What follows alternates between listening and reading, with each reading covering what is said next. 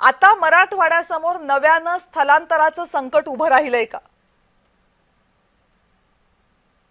नक्कीच मराठवाड्यासमोर स्थलांतराचं संकट आहे.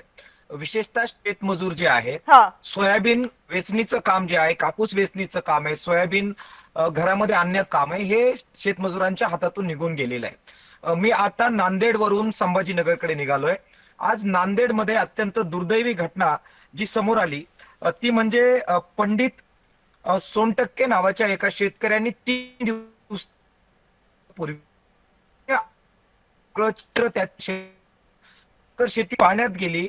धाय मोकलून तो रडला, आला, बायकोला भेटला आणि समोर विजेच्या तारावर त्याने स्वतःचा देह झोकून आणि तिथे त्याने आत्महत्या केली.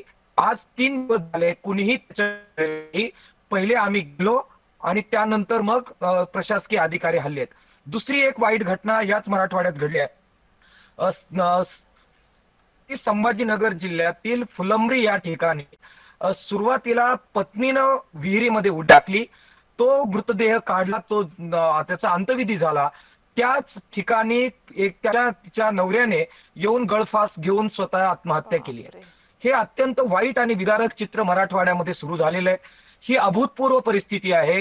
ही साधी सुधी आपत्ती नाही आणि त्यामुळे एनडीआरएफच्या निकषांच्या पलीकडे जात सगळ्या महाराष्ट्राला संभाजीनगरमध्ये आयुक्तांना भेटतोय. गेले 4 दिवस आम्ही वाड्यावत्यांवर मराठवाड्याच्या फिरून एक अहवाल तयार केलेला आहे.